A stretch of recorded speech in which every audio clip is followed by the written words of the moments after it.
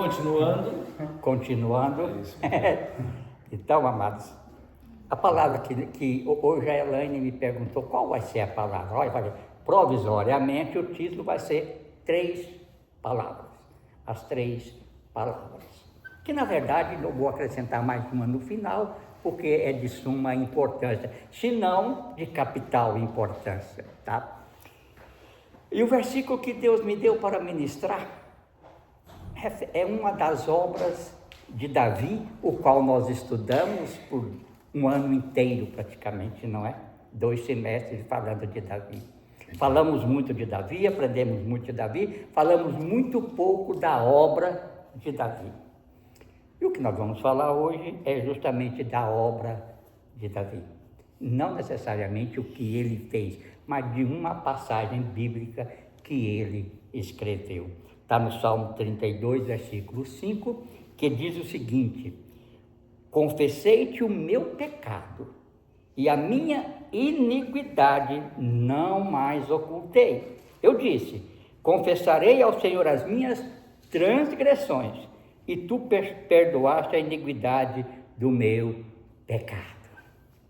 É sobre isso que nós vamos falar. As 3 palavras que eu mencionei estão aqui. Quais são elas? Pecado, transgressões e iniquidade. E por que Deus me deu essa palavra? Eu até procurei. Por quê? Porque muitos cristãos têm o hábito de achar que essas 3 palavras têm o mesmo significado. São sinônimos e não são. Têm significados distintos. A Bíblia, essas palavras repetem-se muitas vezes, centenas de vezes na palavra de Deus. Está aí a importância delas. Ela se repete centenas de vezes. Para vocês terem uma ideia, por exemplo, aquele termo não temas, são 365 vezes na palavra de Deus. É uma a cada dia. Agora, por exemplo, essa palavra pecado, ela está na palavra de Deus, de Gênesis a Apocalipse, aproximadamente 600 vezes. 600 vezes. Está aí a grande importância dela. Outra coisa, a transgressão, 130 vezes. Tudo em valores aproximados, porque depende da tradução, né? Iniquidade, aproximadamente 200 vezes. Está aí o grau de importância. E por que Deus, aí pode se cair uma pergunta, por que Deus, num versículo, só fez essas 3 palavras com significados diferentes? Por causa da importância que ela tem na nossa vida enquanto somos crentes em Deus, enquanto procuramos andar em Deus. Então é isso que nós vamos falar. A maioria dos cristãos tem como sinônimos, mas não são. Elas não são sinônimos. Há 3 profundidades distintas da condição humana diante de um Deus santo. São as condições humanas diante de um Deus santo: o pecado, a transgressão e iniquidade. Quando entendemos essas palavras, 2 coisas acontecem dentro de nós. Quando nós as entendemos, quando nós sabemos diferenciar cada uma delas, 2 coisas acontecem no nosso coração. Primeiro, enxergamos a real gravidade daquilo que está dentro do ser humano, às vezes inerente à pessoa. Outra coisa, mas aprendemos também, ou entendemos também a profundidade absurda que Cristo fez na cruz para tratar de cada uma delas. A profundidade absurda, porque humanamente falando, é absurdo alguém fazer o que ele fez pelo povo, não é? Essa gravidade, entendemos essa profundidade justamente do que ele fez para nos livrar de cada uma desses 3 termos. Então, para começar, nós vamos falar primeiramente do pecado. Davi fala aqui no início: confessei-te o meu pecado.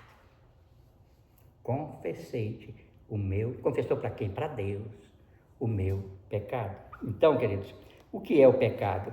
O pecado, nós sabemos, é errar o alvo, não é? Errar o alvo. é pecar. É falhar em acertar o ponto certo, é desviar do padrão de Deus. Desviar do padrão de Deus. Deus não peca. A vontade dele é para que também nós não venhamos a pecar. Mas ele sabe que nós somos humanos. Romanos fala que todos pecaram e destituídos estão da glória de Deus, não é? Então todos nós estamos sujeitos a incorrer nessa falta chamada pecado, ou errar o alvo. E todas as vezes que nós erramos o alvo, ou pecamos, a grosso modo, nós também entristecemos o coração de Deus pela nossa atitude. E eu falo isso por causa do nosso conhecimento que temos dele, que temos de Deus. Então, queridos, pois todos pecaram e carecem da glória de Deus. Está em Romanos 3, tá? Todos quantos erram o alvo da glória de Deus ficam abaixo do padrão de Deus. Então, todas as vezes que nós erramos, nós estamos abaixo do padrão de Deus. Vá e não peques mais, disse Jesus. Ele perdoa, mas vá e não peques mais. Voltemos ao padrão que ele espera de cada um de nós.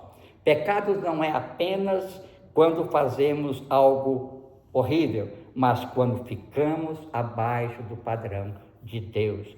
Pode ser uma atitude, uma palavra, um pensamento e pior ainda, uma omissão. Também é pecado. Também é pecado. Lembra quando nós estudamos o livro de Tiago? Nós falamos sobre isso. Tiago 4 fala o seguinte: portanto, aquele que sabe que deve fazer e não faz, nisso pecai. Então a omissão também é pecado. Quando você sabe o que deve fazer e não o faz, também é pecado. É o pecado da omissão. Tiago nos exemplificou bastante isso. Então logo, não é apenas fazer o errado. Pecado não é apenas fazer o errado, mas também de deixar de fazer o que é certo. Não é só fazer o errado, é deixar de fazer o que é certo também.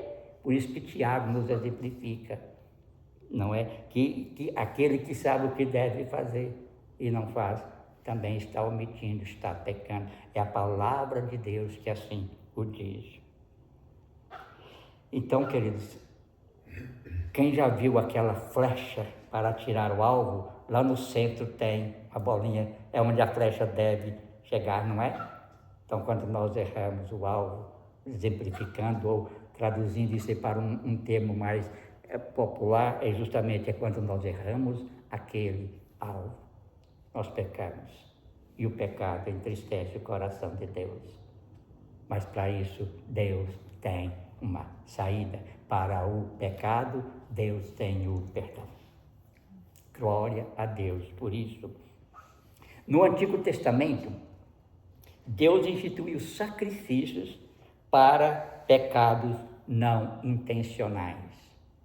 Pecados não intencionais. No Antigo Testamento, Deus não existia Jesus, é claro, mas Deus instituiu sacrifício, porque tudo naquela época era a base de sacrifícios lá no templo, lá no santuário, era sacrifício, e pecava o sacerdote, o sumo sacerdote, entrava no Santo dos Santos uma vez por ano, pedindo perdão para todo o povo, etc. E havia sacrifício de animais, essas coisas todas. Se alguma pessoa pecar por ignorância, apresentará uma cabra, um ano com oferta pelo pecado. Isso mostra que o pecado em si, não depende da nossa intenção. Às vezes nós pecamos, talvez por ignorância, mas pecamos também. O problema mais profundo que a intenção é a natureza pecaminosa que há em nós, que nós já trazemos conosco essa natureza pecaminosa. E quem muito na palavra de Deus brigou, lutou contra essa natureza pecaminosa e declarou isso, lembra quem? Paulo, o apóstolo Paulo. Ele lutava com essa situação, a ponto de ele escrever lá em Romanos 7, porque eu sei que em mim, isto é, na minha carne, não habita bem nenhum, pois o querer o bem está em mim, não porém o efetuar. Ele queria fazer, mas algo impedia de fazer. Então ele lutava com essa situação, a ponto de declarar isso. Ele queria acertar, mirava o alvo, mas a flecha desviava. Assim também é nós sabemos, quem quer sempre acertar. Miramos o certo, o alvo, mas a flecha desvia no caminho. É assim, os nossos olhos, tudo começa por aqui, vem o pensamento, vem o ato e a coisa acontece. O pecado é isso. Mas ele não faz isso por falta de vontade, tá? Mas por causa da natureza pecaminosa que habita em nós. Nós trazemos isso desde nossos ancestrais, nossos pais antigos, trazemos isso. Lembra da queda de Adão? Foi justamente isso, tá? Nós vamos falar isso adiante. Então, Paulo queria acertar, mas essa natureza pecaminosa estava nele, como está em mim, está em você, está em cada um de nós. É uma luta eterna. É uma luta eterna. E é por isso que nós precisamos da graça de Deus todos os dias para superar essa dificuldade que a gente tem de não cair na tentação e pecar. Transgressões. Então, pecado é errar o alvo. E transgressão são realidades distintas. Nem todo desvio do alvo é igual. Enquanto o pecado é errar o alvo, transgressão é cruzar a linha, ultrapassar um limite pré-estabelecido. Então, quando você sabe, em outras palavras, é quando você sabe que não deve fazer e faz. É simples assim. Transgressão é justamente. É quando você sabe que não pode ultrapassar na faixa amarela, você vai e ultrapassa. Você está transgredindo a lei de trânsito. E por isso tem penalidades, etc. Não é? Então, transgressão é justamente isso. É quando a gente ultrapassa um limite pré-estabelecido. É como se Deus colocasse a cerca e diz: não passe daqui. Não passe daqui. É quando se sabe que algo é errado, mas escolhe fazer mesmo assim. Isso é transgressão. Quando você sabe que é certo e mesmo que é errado, né? Na verdade, quando você sabe que é errado e mesmo assim você faz. Isso é transgressão. Pecado é tropeçar perto da cerca por fraqueza. É tropeçar perto da cerca por fraqueza. Transgressão é olhar para a cerca, saber exatamente o que ela significa e escolher pular a cerca, simplesmente. Você olha por aquilo e escolhe por livre vontade fazer, mesmo sabendo que não é certo fazer. Isso é transgressão. Adão e Eva foi craque nisso. Lembra de Adão e Eva? Gênesis 2, Deus chegou para eles e disse: meninos, meus filhos, é o seguinte, da árvore do conhecimento do bem e do mal, não comerás, porque um dia que dela comeres, morrerás. Gênesis 2,17. Deus colocou um limite, o seu limite é esse, não passe desse limite, senão você vai estar transgredindo a minha palavra. E o que fez eles? Fez tudo errado. Foi e fez tudo errado. Transgrediu a vontade de Deus. O limite foi dado, estava bem visível, era a árvore do conhecimento do bem e do mal.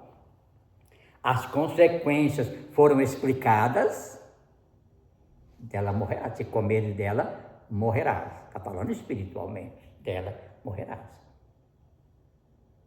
Mesmo assim, por decisão e não por ignorância, optaram em ir adiante.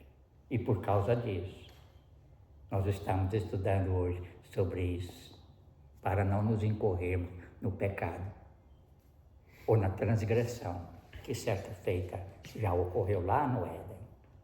Então, amados, o limite foi dado, o limite para nós também nos é dado. Então, quando eu procuro conhecer a palavra de Deus, a vontade de Deus, eu procuro conhecer e aprendo os limites de Deus para a minha vida. Eu aprendo os limites que Ele tem para a minha vida. Aí cabe a mim desviar do pecado ou ultrapassar o limite. Se a rodovia fala de 90, é 90, não é 91, é 90. Esse é o limite estabelecido pela lei dos homens, mas os limites estabelecidos por Deus, principalmente, não devemos ultrapassar. Senão vamos estar transgredindo a vontade de Deus. Outro exemplo clássico, além de Adão e Eva no Antigo Testamento, vocês lembram? Aquele fortão cabeludo chamado Sansão, ele era nazireu, e na lei do nazireado falava, não aproxime, não toque cadáveres, não beba vinho, isso era a lei do nazireado, e ele era nazireu, conforme Deus deu a direção para os seus pais, Manoá, se não me engano, e a sua mãe. Não toque em cadáveres, não beba vinho e nem corte o cabelo. Ele sabia de tudo isso e fez tudo o contrário disso. Então, um grande exemplo para nós também, está em número 6, tá? É justamente isso, não beber o vinho, mas ele transgrediu em todos esses limites, que não foi o seu pai nem a sua mãe que estabeleceu, foi Deus. Foi Deus. Não beba vinho, não corte o cabelo e muito menos toque em cadáveres. Ele fez tudo isso. No Novo Testamento nós também temos um grande exemplo. Você lembra? Uma pessoa sanguínea. Jesus tinha sido preso. Mas antes Jesus avisou para ele, Pedrão, antes que o galo cante, você me negará 3 vezes. Ele podia optar em não negar, porque ele já sabia do limite que lhe foi imposto. Antes que o galo cante, Pedro, tu me negarás 3 vezes. Se eu não me engano, está em Lucas 22. Então, queridos, justamente o galo cantou 3 vezes em situações distintas. Ele negou Jesus, mas ele sabia de um limite que Deus havia estabelecido para ele. Então são exemplos na palavra de Deus que as pessoas transgrediram a vontade de Deus, o propósito de Deus. Sansão, Adão e Eva, lá no início, e por causa disso nós estamos sujeitos a transgredir, não é? E também Pedro, que negou Jesus. Mesmo sabendo, eles todos esses cruzaram a linha de limite que havia Deus delineado para eles, mesmo sabendo. É fácil lidar com o pecado como fraqueza humana, genérica. Quando a gente sabe, não, o pecado é natural, eu erro, é fácil lidar. Mas a transgressão? É você perguntar, mesmo sabendo que é errado, por que fiz? Mesmo sabendo que é errado, por que fiz? Isso nós devemos nos perguntar, mesmo se é errado, por que fazer? Então procuro não fazer, para não entristecer o coração de Deus e dar uma legalidade para o inimigo vir nos acusar na mente. Você está aqui na igreja louvando a Deus, aleluia, glória a Deus, mas lá atrás você transgrediu a palavra de Deus. Entende, queridos? É legalidade que nós, através das nossas ações, dos nossos atos, podemos dar essa legalidade para o inimigo nos acusar. Então, para evitar isso, vamos pensar. Se o limite foi posto, eu vou até o limite, até a cerca, não vou pular. Ali é o limite que Deus estabeleceu. Então, transgressão tem isso. tá, amados? É um constante desafio para as nossas vidas. É um limite constante na nossa vida. Nós vamos conviver com isso o resto da vida. Porque às vezes nós somos tentados a transgredir. Por causa do desejo humano, da natureza humana, somos tentados. Mas há um limite. Se você busca conhecimento de Deus, você vai entender o limite para não incorrer nesta falta. E assim não entristecer o coração de Deus. Mas lembra na primeira frase que nós lemos lá no primeiro versículo? Confessei. Então todos esses, quer seja um, quer seja o outro, ou seja, quer seja pecado, quer seja transgressão, a cura, a solução é confessar diante de Deus. Nesse Salmo 32, Davi começa justamente isso.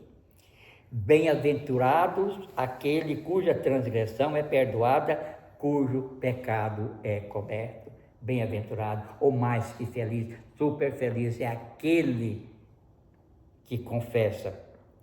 Então é preciso confessar honestamente quando erramos. Então, amados, se acaso nós incorremos nesse erro e não há aquele que não peque, se acaso nós nos transgredirmos a vontade de Deus, o primeiro passo é reconhecer que errou e chegar diante de Deus e confessar, assim como Davi o fez. Por quê? 1 de João também nos fala isso. Primeiro livro de João, o apóstolo João também nos fala isso no Novo Testamento. Se confessarmos os nossos pecados, Ele é fiel e justo para nos perdoar os pecados e nos purificar de toda injustiça. Ou seja, se você confessar, o inimigo não tem direito legal de te acusar, porque você foi perdoado por Deus. Se confessar os seus pecados. Enquanto você não os confessa, adoece os seus ossos. A Bíblia fala isso, não é? A alma adoece.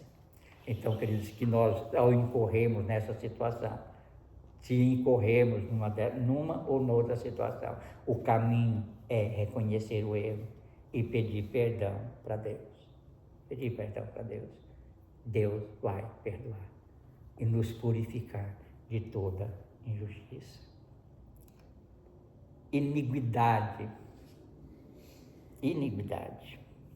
Iniquidade significa torcer, desviar, perverter, pecado. Iniquidade significa tudo isso. E o nome hebraico para iniquidade é Avon, sabia? O nome hebraico para iniquidade é Avon, só que não fala Avon. O nome hebraico. Não é cosmético não, tá? É Avon mesmo. Porque eles buscaram esse nome, faço a mínima ideia. Mas fala de torcer, torção do, do caráter. É distorção do caráter. É a condição daquele que vive sem cumprir a lei ou o pecado que já se instalou e se tornou um hábito. Aí, de transgressão, se você continuar fazendo, de pecado, de transgressão, continuar fazendo, aquilo vira hábito. Aí sim é chamado de iniquidade. Iniquidade. É quando a pessoa costuma pecar. E isso não incomoda mais. Isso não incomoda. Aí eu peco. Isso não incomoda. Não traz peso. A iniquidade é isso. É o hábito de pecar. É o hábito de incorrer no mesmo pecado. E aquilo não traz mais nenhum peso. Não incomoda mais. Vida que segue. Ou seja, normaliza o erro. Não dá diante de Deus. Pode normalizar o erro quanto é do mundo, mas diante de Deus não. Não dá para normalizar o erro, não dá para normalizar o pecado, não dá para normalizar a transgressão. Ah, mas está muito devagar, dá para eu passar pela faixa amarela, você vai transgredir, vai, daqui a pouco a faixa vira, né? Pode ultrapassar. Contínua. Né? A faixa contínua não dá. Então, queridos, não pode normalizar isso. Toda vez você incorre no erro, comete iniquidade. E aquilo, se deixarmos chegar nesse nível, aquilo vai virar normal. Aquilo vira normal. E o processo é entristecer o coração de Deus. E com a continuidade disso, o que vai acontecer? Como se tornou normal, há uma separação de Deus. O que é pior? O que é pior? Porque nós conhecemos, não estamos na ignorância, estamos no pleno conhecimento da vontade de Deus. Bem, queridos? Então, a deformação moral, o coração se desalinhou da santidade de Deus, saiu da presença de Deus. Quando nós saímos da presença de Deus, pode ser que nos aconteça, mas que nós possamos conhecer o caminho, nós sabemos o caminho da volta. E eu costumo dizer sempre, o caminhar com Deus é um caminho sem volta. É um caminho sem volta porque eu conheço a Deus, eu não quero o mundo mais. Mas quando eu saio e as coisas do mundo são mais atrativas que as coisas de Deus, não é essa dúvida, não é? E aquilo me atrai, e se eu vou e vai virando normal, vai virando rotina, daqui a pouco eu estou totalmente fora do prumo de Deus. Deus permite, Deus aceita a minha decisão, mas as consequências vão acontecer mais cedo ou mais tarde de tudo isso.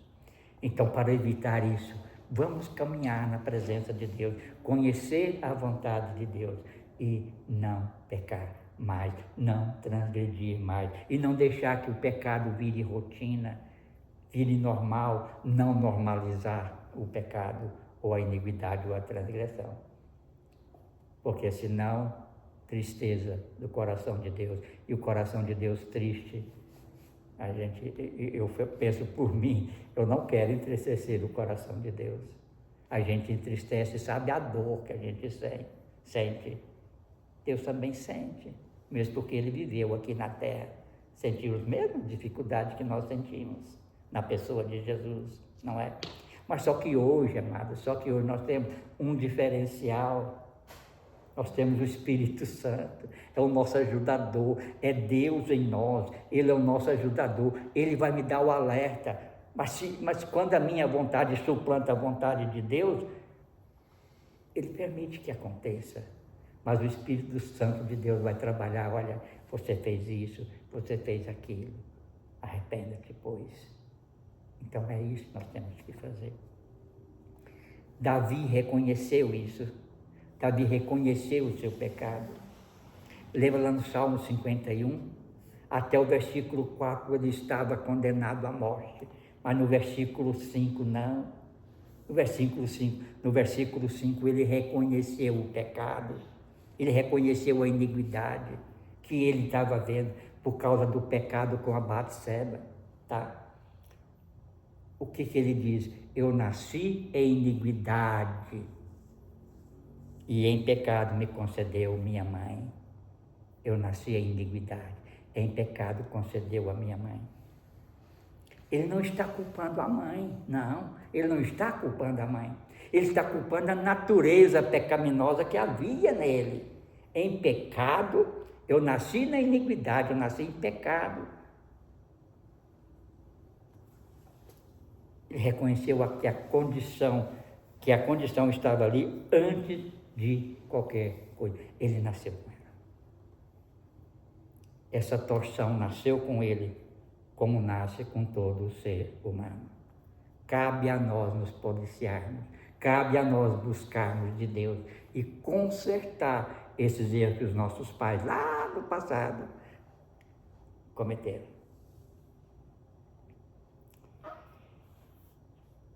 Miqueias também fala sobre isso, tá? Ai daqueles que ainda no seu leito imaginam iniquidade, praticam mal, ao amanhecer eles praticam porque têm poder para tanto. As pessoas planejam e para o fato é um pulo. As pessoas planejam e para o fato em si é um pulo. O pecado de Davi ilustra sobre isso. Lá em 2 Samuel fala o quê? Ele viu Batseba lá no quintal dela, tomando banho.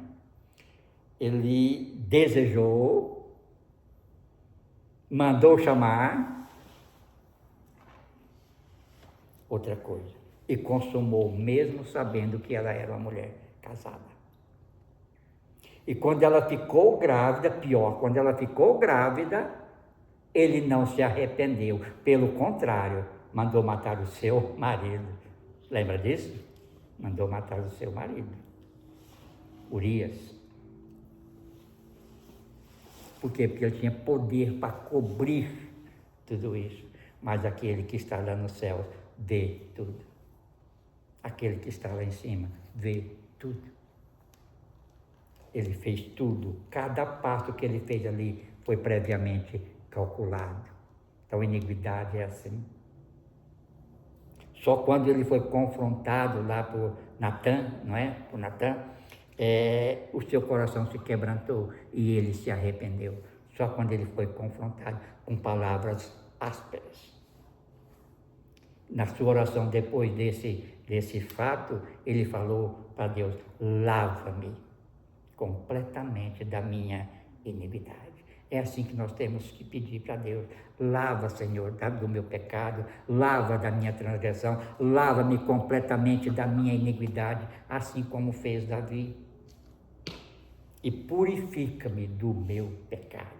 Lava por completo, não deixa resquício, mancha, Senhor, tira tudo aquilo que não é Cristo da minha vida. Essa é a nossa oração. Tudo que não é Cristo da minha vida, tira, Senhor, mas dá liberdade para Ele tirar. Alguma coisa vai ter que, renunciar. É fato, mas tira, Senhor.